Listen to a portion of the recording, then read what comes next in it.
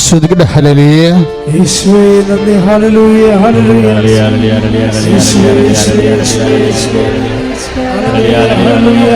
Hallelujah ഹല്ലേലൂയ. സ്തുതിക്കുന്ന വാഴ്ത്തുന്ന ആരാധിക്കുന്ന മഹത്വപ്പെടുത്തുന്ന ഹല്ലേലൂയ ഹല്ലേലൂയ ഹല്ലേലൂയ ഹല്ലേലൂയ ഹല്ലേലൂയ ഹല്ലേലൂയ ഹല്ലേലൂയ. യേശുവേ യേശുവേ ഹല്ലേലൂയ ഹല്ലേലൂയ. യേശുവേ നന്ദി യേശുവേ നന്ദി യേശുവേ നന്ദി യേശുവേ.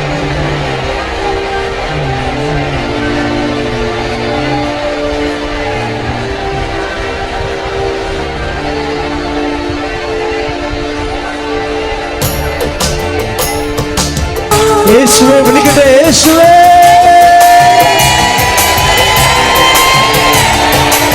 യേശുവേ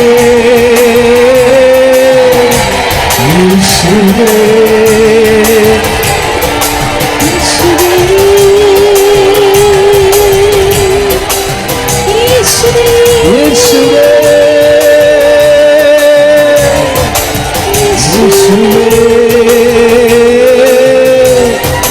യേശുവേ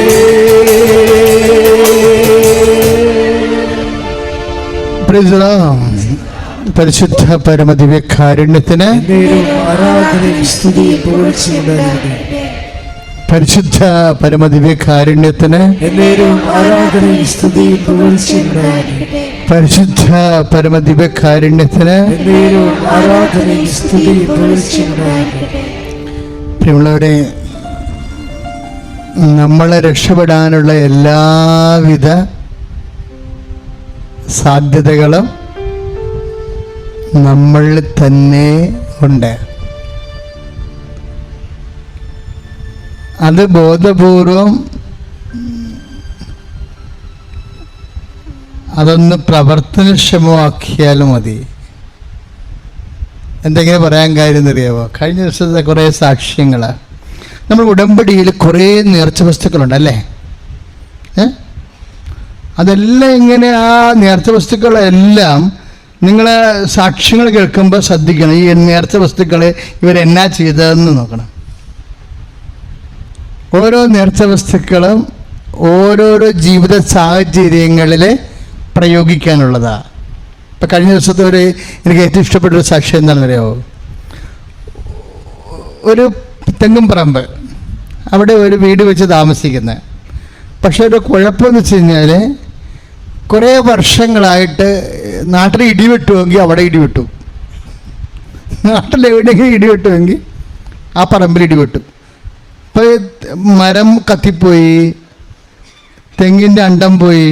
അപ്പോൾ അവർക്ക് പേടിയായി അവിടെ ജീവിക്കാൻ. അവർക്ക് അവിടെ ജീവിക്കാൻ പേടി. അത് ചിലയിടത്ത് കാന്തികമായിട്ടുള്ള ചില എന്തോ ഒരു ആകർഷണമുണ്ടെന്ന് തോന്നണം. അതുകൊണ്ട് ഇടി വെട്ടണ പാട്ടിൽ പിന്നെയും പിന്നെയും വെട്ടിക്കൊണ്ടിരിക്കും. ഇവരത് ഒരു പ്രത്യേക പറമ്പായത്. അപ്പോൾ ഇവർക്കിനി ഇടി സമയത്ത് രാത്രി വീടിന് കൊള്ളുമെന്നുള്ളത് പേടിയായി. അപ്പോൾ ഈ മഴ വരുവാൻ പോകുമ്പോൾ കാർമേഘം ഉരുണ്ട് കൂടുമ്പോഴൊക്കെ ഇവരുടെ മനസ്സിങ്ങനെ പിടക്കും. അവരെന്ത് ചെയ്യുന്നറിയാമോ? ആ സാക്ഷ്യം നിങ്ങൾ കേൾക്കുന്നതാണ്, യൂട്യൂബിലുണ്ട്. അവർ ഉടമ്പടി ചെയ്തിട്ട് ഉടമ്പടിയിൽ നിന്ന് പ്രാർത്ഥനയിൽ നിന്ന് കിട്ടിയ ഉപ്പ് എടുത്തിട്ട് വിശ്വാസപ്രമാണം ചൊല്ലി ഈ പറമ്പിൻ്റെ 4 അതിരുകളിൽ തളിക്കും. എന്നിട്ട് എന്താ പറയണത്? യേശുക്രിസ്തുവിൻ്റെ നാമത്തിൽ ഇടിമിന്നലിനെ ബന്ധിക്കുന്നു എന്ന് പറയും.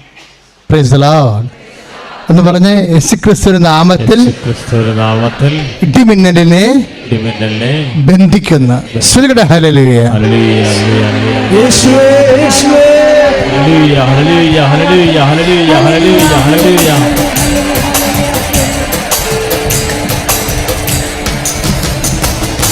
എന്നെ ചുറ്റും ആയിരങ്ങൾക്കിടയിലാ എന്നെ തന്നെ നോക്കി നിൽക്കുന്നേ ഒരുവൻ. എന്നെ ചുറ്റും ആയിരങ്ങൾക്കിടയിലാ എന്നെ തന്നെ നോക്കി നിൽക്കുന്നേ ഒരുവൻ.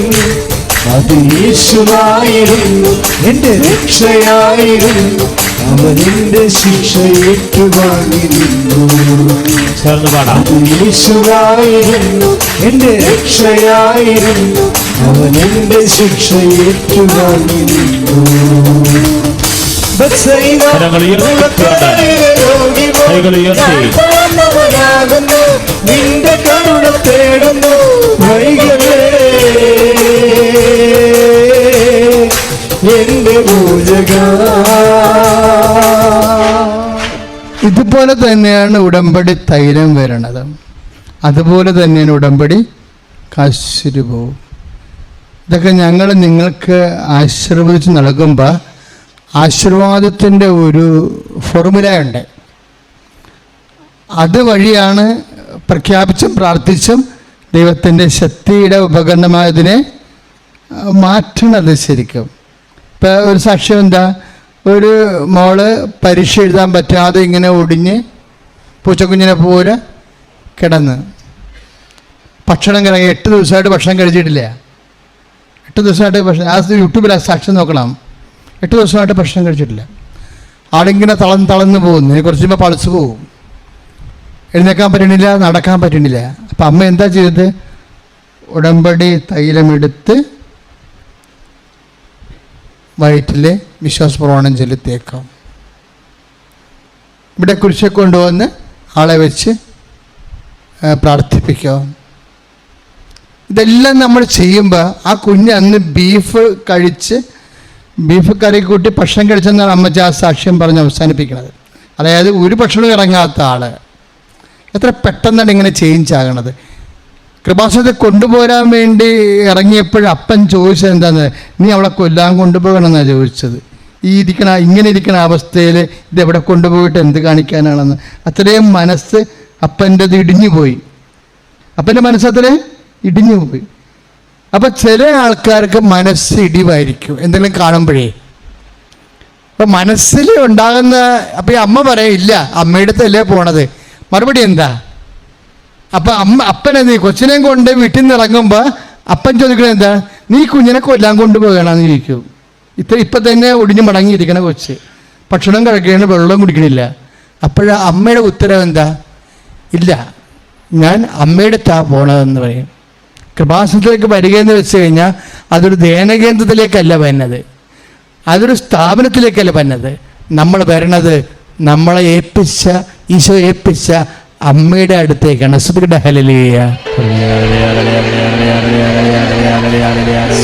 സുധിയുടെ ഹല്ലേലൂയ, ഹല്ലേലൂയ.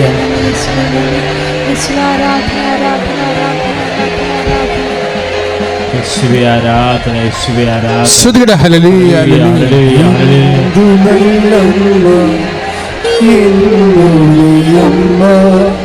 എനിക്കും ഈശോയ്ക്കും ഒരേ അമ്മ, ചേർന്ന് പാടാം. എന്തു നല്ലമ്മ,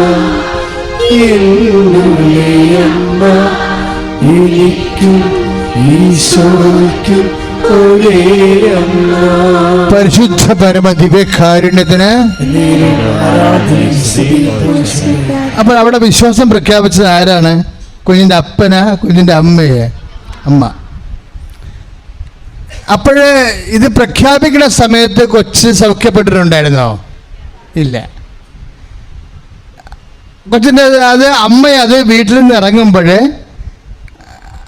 അമ്മയത് ആ വിശ്വാസം പ്രഖ്യാപിക്കുന്ന സമയത്ത് കുഞ്ഞ് സുഖപ്പെട്ടിട്ടുണ്ടായിരുന്നോ? ഇല്ല.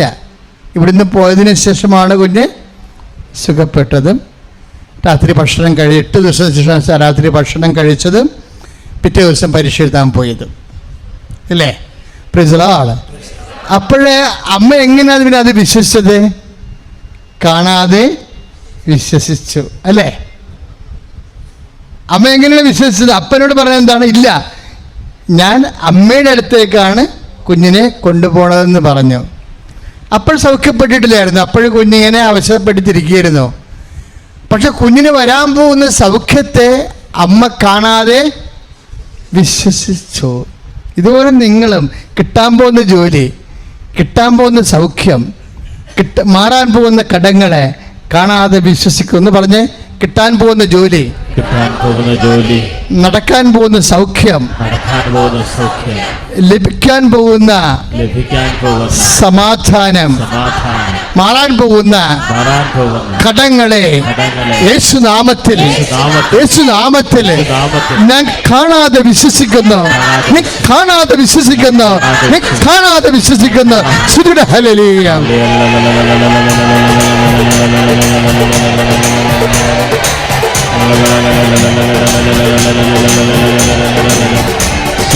സമർപ്പിച്ച് പ്രാർത്ഥിക്കുന്നു. അടയാളങ്ങൾ കൊണ്ട് വിശ്വാസത്താൽ എൻ മുൻപിൽ ചെങ്കടൽ ഉണ്ടാകുന്നു. കാണുന്നു ഞാൻ വിശ്വാസത്താൽ എൻ മുൻപിൽ ചെങ്കടൽ ഉണ്ടാകുന്നു.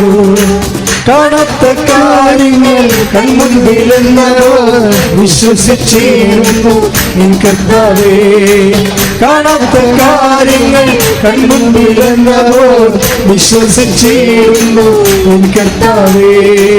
കാണുന്നു ഞാൻ വിശ്വാസത്താൽ എൻ മുൻപിൽ ചെങ്കടൽ ഉണ്ടാകുന്നു. പരിശുദ്ധ പരമദിവ്യകാരുണ്യത്തിന് കാണാതെ വിശ്വസിക്കുന്നവർ ഭാഗ്യവാന്മാരെന്ന് ഈശോ ആരോടാ പറഞ്ഞത്? വിശുദ്ധ തോമാശ്ലീഹായോട് അല്ലേ? യോഹന്നാന്റെ സുവിശേഷം 21:27. യോഹന്നാന്റെ സുവിശേഷം എന്ന് പറഞ്ഞ യോഹന്നാന്റെ സുവിശേഷം 21:27. കാണാതെ വിശ്വസിക്കുന്നവർ ഭാഗ്യവാന്മാർ. പ്രാർത്ഥിക്കുക. കർത്താവേ, എന്റെ ജീവിതത്തിലും പരിശുദ്ധ അമ്മയുടെ മധ്യസ്ഥതയില് അങ്ങ് ഇടപെട്ടുകൊണ്ട് എനിക്ക് എന്റെ കുടുംബത്തിന് സൗഖ്യവും സമാശ്വാസവും നൽകാൻ പോകുന്നത് ഞാൻ കാണാതെ വിശ്വസിക്കുന്നു. Praise the Lord. ഹല്ലേലൂയ. അതിന് തോമാസ് ശ്ലീഹ പറഞ്ഞ മറുപടി എന്താണ്? എൻ്റെ കർത്താവേ, എൻ്റെ ദൈവമേ. യോഹന്നാന്റെ സുവിശേഷം 11:28. എൻ്റെ കർത്താവേ, എൻ്റെ ദൈവമേ. നിങ്ങൾ ശ്രദ്ധിച്ചു ആ വാക്ക്? പരിശുദ്ധാത്മാവ് നിറഞ്ഞൊരു വാക്കാണത്. എന്താ വാക്കിൻ്റെ പ്രത്യേകത? എത്രയോ വർഷം കഴിഞ്ഞാത്ത എൻ്റെ പൗലോസ് പറഞ്ഞത് രക്ഷ പ്രാപിക്കുന്ന ഫോർമുല തോമാസ് ശ്ലീഹയ്ക്ക് ശേഷം എത്രയോ വർഷങ്ങൾ കഴിഞ്ഞാണ് തോമാസ് ശ്ലീഹ ഇത് പറയണത്. ഏതാണ്ട് AD 29 പറയണത്. പൗലോസ് അപ്പോസ്തലൻ റോമാലേഖനം എഴുതുന്നത് 55. ദാറ്റ് മീൻസ് 30-25 വർഷം കഴിഞ്ഞിട്ടാണ് പൗലോസ് അപ്പോസ്തലൻ പറയണത് യേശു കർത്താവാണെന്ന് അധരം കൊണ്ടേറ്റ് പറയുകയാണ്. എന്ന് പറഞ്ഞ് ദൈവം അവനെ മരിച്ചവരിൽ ഉയർപ്പിച്ചെന്ന് ഹൃദയത്തിൽ വിശ്വസിക്കുകയും ചെയ്യുമ്പോൾ രക്ഷ പ്രാപിക്കും. ഇപ്പൊ തോമാസ് ശ്ലീഹയാണ് ആദ്യം രക്ഷ പ്രാപിച്ച ആൾ. അങ്ങനെയാണെങ്കിൽ അല്ലേ? ശരിയല്ലേ? എന്താ കാര്യം? യേശു കർത്താവാണെന്ന് എൻ്റെ കർത്താവെന്ന് വിളിക്കുമ്പോഴേ അതെന്താണ്? അക്ഷരം കൊണ്ടാണ് ഏറ്റു പറയണത് അല്ലേ? ദൈവം അവന് മരിച്ചവനെ ഉയർപ്പിച്ചെന്ന് പറയുമ്പോഴാണ് കർത്താവ് ദൈവമാകണത്. എൻ്റെ ദൈവമേ എന്ന് വിളിക്കണത് എന്താണ്? ഹൃദയം കൊണ്ടാണ് വിളിക്കുന്നത് അല്ലേ? അപ്പോഴേ ശരിക്കും പറഞ്ഞാറോ ഈ യോഹന്നാൻ 21:28 എൻ്റെ കർത്താവ് എൻ്റെ ദൈവമേ.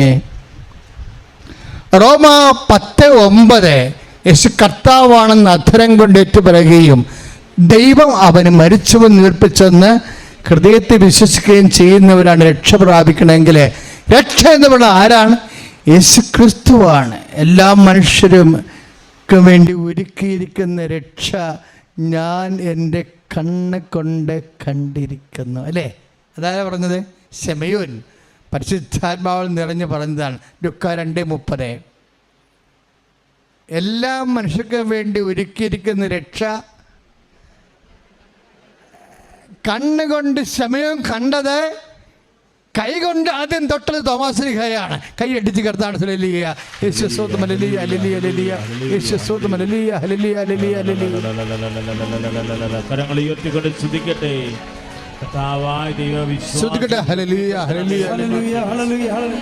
കർത്താവേ, വിശുദ്ധ തോമായെ പോലെ വിശ്വസിച്ച് പ്രാർത്ഥിക്കാൻ, ശിവയോൻ പക്ഷാപനത്തോടെ ഹൃദയം തൊട്ട് പ്രാർത്ഥിക്കാൻ, വിശ്വസിക്കാൻ ആത്മാവിന് നൽകണമേ, പരിശുദ്ധാത്മാവിന് നൽകണമേ. യേശുവേ ഹല്ലേലൂയ ഹല്ലേലൂയ ഹല്ലേലൂയ. പരിശുദ്ധ അമ്മ ജീവനോടുകൂടി പ്രത്യക്ഷപ്പെട്ട ആൾത്താരിൽ നിന്ന് സാക്ഷ്യം പറയാൻ എന്നെ അനുവദിച്ചതിന് പരിശുദ്ധ അമ്മയ്ക്ക് ഈശോയ്ക്ക് കോടാനുകൂടി നന്ദി. എൻ്റെ പേര് ലില്ലി ടോമി. ഞാൻ ഉടമ്പടി എടുത്തത് 2024 ജൂലൈ 12 ഞാൻ ഉടമ്പടി എടുത്തത് എൻ്റെ മകന് വേണ്ടിയാണ്. എൻ്റെ മകൻ അബുദാബിയിൽ ജോലി ചെയ്യുന്ന സ്ഥലത്ത് അവൻ മെക്കാനിക്കായിട്ടാണ് ജോലി ചെയ്യുന്നത്. അവിടെ വെച്ച് അവൻ റിപ്പയർ ചെയ്തിരുന്ന വണ്ടി കേടാവുകയും അതിൻ്റെ മേലധികാരികൾ, അതിൻ്റെ ഡ്രൈവർ വന്ന് വണ്ടി നോക്കിയപ്പോൾ അത് ഓണാവുന്നില്ല. അങ്ങനെ തന്നെ അതിൻ്റെ മേലധികാരികൾ വന്ന് മകനോട് ജോലി ചെയ്യണ്ട, കയറിപ്പൊക്കോ, 12 ലക്ഷം രൂപ നഷ്ടപരിഹാരമായിട്ട് കെട്ടണമെന്ന് പറഞ്ഞു. ഞാനിവിടെ വന്ന് ഉടമ്പടി എടുത്ത് പ്രാർത്ഥിച്ചു. മകൻ എന്നോട് വിളിച്ചു പറഞ്ഞു, അമ്മേ HR കാണാൻ വിളിച്ചിട്ടുണ്ടെന്ന് പറഞ്ഞു. ഞാൻ ഉടമ്പടി പത്രം എല്ലാ മാസവും എനിക്ക് കിട്ടാറുണ്ട്, ഞാൻ വായിക്കാറുണ്ട്. അങ്ങനെ ഞാൻ ഉടമ്പടി പത്രം, നിൻ്റെ സങ്കടങ്ങളാണ് നിൻ്റെ യോഗ്യത, ഉടമ്പടി വിജയിക്കുവാൻ എന്ന് പറഞ്ഞ് ജോസഫ് അച്ഛൻ എഴുതിയത് ഞാൻ വായിച്ചു കൊണ്ടിരിക്കുന്ന സമയത്താണ് എൻ്റെ മകൻ എന്നെ വിളിച്ചത്. ആ നിമിഷം ഞാൻ മകനോട് പറഞ്ഞു, മോൻ പേടിക്കണ്ട, അപ്പച്ചനും അമ്മച്ചിയും കൂടി കൃപാസനത്തിൽ മാതാവിൻ്റെ അടുത്ത് പോകുന്നുണ്ട്, മാതാവ് നമ്മളെ രക്ഷിക്കും. മോൻ മാതാവിനോട് ഈശോയോടും പ്രാർത്ഥിച്ചോ. രക്ഷിക്കാനാവാത്ത വിധം കർത്താവിൻ്റെ കരം കുറുകിപ്പോയിട്ടില്ല, കേൾക്കാനാവാത്ത വിധം അവിടുത്തെ കാതുകൾക്ക് മാന്ദ്യം സംഭവിച്ചിട്ടില്ല. ഞാൻ ഉടമ്പടി എടുത്ത് പ്രാർത്ഥിച്ചതിന് ശേഷം മകന് ഞാൻ ഉടമ്പടി തൈലം അവൻ വീഡിയോ കോൾ ചെയ്ത് വിളിക്കുമ്പോൾ മൊബൈലിൽ അവൻ്റെ നെറ്റിൽ പറ്റി ഞാൻ പ്രാർത്ഥിക്കുകയും മകനും പ്രത്യക്ഷീകരണ പ്രാർത്ഥന അയച്ചു കൊടുക്കാൻ പറഞ്ഞ് അയച്ചു കൊടുത്ത് മകനും പ്രാർത്ഥിക്കുകയും ചെയ്യുമായിരുന്നു. ഇനി അവൻ്റെ കാര്യം അവൻ പറയും. പരിശുദ്ധ അമ്മയ്ക്കും ഈശോ തിരുക്കുമാരനും കോടാനുകൂടി നന്ദി അർപ്പിക്കുന്നു. ഞാൻ അബുദാബിയിൽ ജോലി ചെയ്തുകൊണ്ടിരിക്കുന്ന സമയത്ത് ഞാനൊരു വണ്ടി റിപ്പയർ ചെയ്തുകൊണ്ടിരിക്കുന്ന സമയത്ത് വർക്ക് കഴിഞ്ഞിട്ടില്ലായിരുന്നു. ഡ്രൈവർ വന്ന് വണ്ടി സ്റ്റാർട്ട് ചെയ്യുകയും വണ്ടി കംപ്ലൈൻ്റ് ആവുകയും ചെയ്തു. പിന്നീട് വണ്ടി സ്റ്റാർട്ടാവാതെ വന്നപ്പോൾ മേലധികാരികൾ എന്നെ വിളിച്ചിട്ട് പറഞ്ഞു, നീ പണിത വണ്ടി കംപ്ലൈൻ്റായി, നീ 12 ലക്ഷം രൂപ കമ്പനിക്ക് കോമ്പൻസേഷനായിട്ട് തരണമെന്ന് പറഞ്ഞു. ഞാനാകെ വിഷമത്തിലായി. ഞാൻ വീട്ടിലേക്ക് വിളിച്ചു പറഞ്ഞു, ഈ 12 ലക്ഷം രൂപ എനിക്ക് കൊടുക്കണമെങ്കിൽ നല്ല ബുദ്ധിമുട്ടായിരുന്നു. അപ്പോൾ ഞാൻ എൻ്റെ വീട്ടിലേക്ക് വിളിച്ചു പറഞ്ഞു. അപ്പോൾ അമ്മ എന്നോട് പറഞ്ഞത്, മോൻ പ്രാർത്ഥിക്ക്, എല്ലാം മാതാവ് ശരിയാക്കി തരുമെന്നാണ് എന്നോട് പറഞ്ഞത്. അവിടെ ഇതിനു മുൻപ് പല സംഭവങ്ങൾ ഇതുപോലെ ഉണ്ടായിട്ടുണ്ട്. അവരെല്ലാവരെയും ടെർമിനേറ്റ് ചെയ്ത് കമ്പനി നേരെ കയറ്റിവിടുകയാണ് ഉണ്ടായിട്ടുള്ളത്. മാതാവിൻ്റെ അനുഗ്രഹം കൊണ്ട് എനിക്ക് അങ്ങനെ ഒരു ബുദ്ധിമുട്ടുണ്ടായില്ല. മാതാവിനോട് പ്രാർത്ഥിച്ചതിൻ്റെ ഫലമായിട്ട് മേലധികാരികൾ എന്നെ വിളിച്ചിട്ട് ഈ 12 ലക്ഷം എന്നുള്ളത് 2 ലക്ഷം രൂപയാക്കി കുറച്ച് തന്നു. എനിക്ക് പുതിയ ജോലിയിലേക്ക് കയറാൻ വേണ്ടി ഞാൻ റിസൈൻ ചെയ്ത് നിൽക്കുന്ന സമയത്തായിരുന്നു ഈ സംഭവം ഉണ്ടായത്. അവർ വളരെയധികം പ്രശ്നമാക്കുമെന്നാണ് വിചാരിച്ചത്. എന്നാൽ മാതാവിൻ്റെ അനുഗ്രഹം കൊണ്ട് പ്രശ്നങ്ങളൊന്നും കൂടാതെ കോമ്പൻസേഷൻ തുക 2 ലക്ഷം രൂപയിൽ കുറച്ച് ലഭിക്കുകയും തടസ്സങ്ങളൊന്നും കൂടാതെ പുതിയ ജോലിയിലേക്ക് പ്രവേശിക്കാനുമായിട്ട് എനിക്ക് സാധിച്ചു. ഇത്രയും വലിയ അനുഗ്രഹം തന്ന അമ്മ മാതാവിനും ഈശോ തിരുക്കുമാരനും കോടാനുകൂടി നന്ദി അർപ്പിക്കുന്നു. എൻ്റെ രണ്ടാമത്തെ സാക്ഷ്യം, ഞാൻ 2021 എനിക്ക് നടുവേദനയായിട്ട് ഹോസ്പിറ്റലിൽ പോവുകയും അവിടെ 10 ദിവസം അഡ്മിറ്റ് ആവുകയും MRI ചെയ്തപ്പോൾ ഡിസ്കിന് അകൽച്ചയാണ്, ഓപ്പറേഷൻ ചെയ്യണമെന്ന് പറഞ്ഞു. അവിടെ നിന്ന് എനിക്ക് ബെൽറ്റ് തരികയും ചെയ്തു. ആ ബെൽറ്റ് കെട്ടിയിട്ടാണ് ഞാൻ പതുക്കെ എൻ്റെ അകത്തേക്കൊന്ന് നടന്നിരുന്നത്. അങ്ങനെ ഞാൻ ഇവിടെ വന്ന് ഉടമ്പടി എടുക്കാൻ ഞാൻ വന്നത് ബെൽറ്റ് കെട്ടിയിട്ടാണ്. അങ്ങനെ ഞാൻ പേടിച്ചിട്ടാണ് വന്നത്. ബസ് യാത്രയൊന്നും ചെയ്യാൻ പറ്റില്ലായിരുന്നു. കാല് പൊക്കിയൊന്നും ബസ്സിൽ കയറാനോ ഒന്നിനും പറ്റില്ലായിരുന്നു. അങ്ങനെ ഞാൻ ഇവിടെ വന്ന് ഉടമ്പടി എടുത്ത് ഞാൻ വീട്ടിൽ ചെന്നു. ഒരു 8:30 ആയപ്പോഴും ഞാൻ വീട്ടിൽ ചെന്നേ. എനിക്ക് വീട്ടിൽ ചെന്നപ്പോൾ നടുവിനൊരു വേദന, യാതൊന്നും ഉണ്ടായില്ല. 2ാമത്തെ മാസം ഞാൻ ബെൽറ്റ് കെട്ടിയിട്ടാണ് വന്നത്. 3ാമത്തെ മാസം വന്നപ്പോൾ ഞാൻ മാതാവിനോട് പറഞ്ഞു, അമ്മേ ഞാനിനി ബെൽറ്റ് കെട്ടണില്ല, ഞാൻ ഈ ബെൽറ്റ് പൂർണ്ണമായിട്ട് ഞാൻ ഉപേക്ഷിക്കുകയാണ്. അപ്പം എൻ്റെ ഭർത്താവ് പറഞ്ഞു, നീ ബെൽറ്റ് കെട്ട്, റോഡൊക്കെ തീരെ മോശമാണെന്ന് പറഞ്ഞു. അപ്പം ഞാൻ പറഞ്ഞു, ഞാൻ കെട്ടണില്ല, എൻ്റെ മാതാവ് എന്നെ നോക്കിക്കോളൂ എന്ന് പറഞ്ഞ് അങ്ങനെ ഞാൻ ബെൽറ്റ് കെട്ടാതെ ഇവിടെ വന്നു. ഞാൻ വീട്ടിൽ ചെന്ന് എനിക്കൊരു വേദനയെ യാതൊന്നും ഉണ്ടായില്ല. ഉടമ്പടി 2ാമത്തെ പുതുക്കലിന് ശേഷം എനിക്ക് ഓപ്പറേഷൻ ഒന്നും കൂടാണ്ട് പൂർണ്ണ സൗഖ്യം തന്നു എൻ്റെ മാതാവ് എന്നെ അനുഗ്രഹിച്ചു. പരിശുദ്ധ അമ്മയ്ക്കും ഈശോയ്ക്കും കോടാനുകോടി നന്ദി. 3ാമത്തെ നിയോഗം എൻ്റെ ഭർത്താവിൻ്റെ സഹോദരനുമായിട്ട് ഞങ്ങൾ ഭയങ്കര വഴക്കിലായിരുന്നു. തമ്മിൽ കണ്ടാൽ പോലും അങ്ങോട്ടും ഇങ്ങോട്ടും സംസാരിക്കുകയോ ഒന്നും ചെയ്യില്ലായിരുന്നു. ഞാൻ ഉടമ്പടി എടുത്തതിന് ശേഷം ഒരു ദിവസം എൻ്റെ ഭർത്താവിനോട് ഞാൻ പറഞ്ഞു, നമുക്ക് ചേട്ടൻ്റെ വീട്ടിൽ പോകാമെന്ന് പറഞ്ഞു. എൻ്റെ ഭർത്താവ് പറഞ്ഞു, ഞാൻ വരില്ല, ഞാനൊരു തെറ്റും ചെയ്തിട്ടില്ല, അതുകൊണ്ട് ഞാൻ വരില്ല എന്ന് പറഞ്ഞു. അപ്പം ഞാൻ പറഞ്ഞു, ചേട്ടനല്ലേ, ചേട്ടൻ്റെ മുൻപിൽ താഴ്ന്നെന്ന് വിചാരിച്ചിട്ട് ഒന്നും വരാൻ പോണില്ല, നമുക്ക് ചേട്ടൻ്റെ വീട്ടിൽ പോകാമെന്ന് പറഞ്ഞു. അങ്ങനെ ഞങ്ങൾ ചേട്ടൻ്റെ വീട്ടിൽ ചെന്നു. അവിടെ ചെന്ന് അവർ ഞങ്ങൾക്ക് വേഗം ഞങ്ങളെ സ്വീകരിച്ച് വെള്ളമൊക്കെ തന്നു. സന്തോഷമായി. വീണ്ടും അവർ ഞങ്ങളുടെ വീട്ടിലേക്ക് വരികയും ഇപ്പം ചേട്ടനും അനിയനും തമ്മിൽ സന്തോഷത്തോടു കൂടി മുന്നോട്ട് പോകുന്നു. 4ാമത്തെ കാര്യം, എൻ്റെ ജീവിത പങ്കാളിക്ക് ഒരു ജോലിയൊന്നും ഉണ്ടായിരുന്നില്ല. ഞാനിവിടെ വന്ന് ഉടമ്പടി എടുത്ത് പ്രാർത്ഥിച്ച് ഞാൻ എൻ്റെ മാതാവിനോട് പറഞ്ഞു, അമ്മേ എന്തെങ്കിലും ഒരു തൊഴിൽ, അന്നു വേണ്ടുന്ന ആഹാരത്തിനുള്ള ഒരു തൊഴിൽ അമ്മ നൽകി എൻ്റെ ജീവിത പങ്കാളിയെ അനുഗ്രഹിക്കണമെന്ന് പറഞ്ഞു. പരിശുദ്ധ അമ്മ ഒരു ജോലി നൽകി അനുഗ്രഹിച്ചു. പരിശുദ്ധ അമ്മയ്ക്കും ഈശോയ്ക്കും കോടാനുകോടി നന്ദി. റേഷൻ അരി സപ്ലൈ ചെയ്യുന്ന ജോലി, പിന്നെ പ്രേക്ഷിത പ്രവർത്തനം. എല്ലാ മാസവും ഞാൻ വന്ന് പത്രം വാങ്ങി വീടുകൾ കയറി ഇറങ്ങി, അതും ഞാൻ പത്രം വാങ്ങി വിശ്വാസ പ്രമാണം ചൊല്ലി എല്ലാ വീടുകളിലും ഓട്ടോ സ്റ്റാൻഡുകളിൽ എല്ലായിടത്തും ഞാൻ കൊണ്ടുകൊടുക്കും. കാരുണ്യ പ്രവൃത്തി, ഒരു വൃദ്ധസദനത്തിൽ പോയി അവിടെയുള്ളവർക്ക് ഭക്ഷണം, വസ്ത്രം ഇതെല്ലാം കൊടുത്തു. അവരോടൊപ്പം ഇരുന്ന് ഭക്ഷണം കഴിക്കുകയും ഭക്ഷണം കഴിക്കാൻ പറ്റാത്തവർക്ക് ഭക്ഷണം വാരി കൊടുക്കുകയും ചെയ്തു. അതുപോലെ രോഗികൾക്ക് ഞങ്ങളെ കൊണ്ടാകുന്ന സഹായങ്ങളൊക്കെ ചെയ്തു കൊടുക്കാറുണ്ട്. പിന്നെ ആത്മീയമായിട്ട് ഞാൻ ഈ ക്രിസ്മസ്, ഈസ്റ്റർ ഈ 2 പ്രാവശ്യം മാത്രമേ ഞാൻ കുമ്പസാരിക്കാറുള്ളൂ. ആ ഒരു ദിവസം, ആ പെരുന്നാളിൻ്റെ അന്ന് മാത്രമേ കുർബാന സ്വീകരിക്കാറുള്ളൂ. ഇപ്പം ഞാൻ ഉടമ്പടി എടുത്തതിന് ശേഷം എല്ലാ മാസാദ്യ വെള്ളിയാഴ്ചകളിലും ഞാൻ കുമ്പസാരിക്കും, കുർബാന സ്വീകരിക്കും. പിന്നെ എനിക്ക് ഭയങ്കര ദേഷ്യമുള്ള കൂട്ടത്തിലായിരുന്നു. അപ്പം ഞാൻ ഉടമ്പടി എടുത്തതിന് ശേഷം എൻ്റെ ദേഷ്യമെല്ലാം മാറി. എല്ലാ ദിവസവും അരമണിക്കൂറിൽ കൂടുതൽ ഞാൻ ബൈബിള് വായിക്കും, ജപമാല ചൊല്ലും. അച്ഛൻ്റെ ചൊവ്വാഴ്ചകളിലെ ധ്യാനം ആ തുടങ്ങുന്ന സമയം തന്നെ ഞാൻ കേൾക്കും.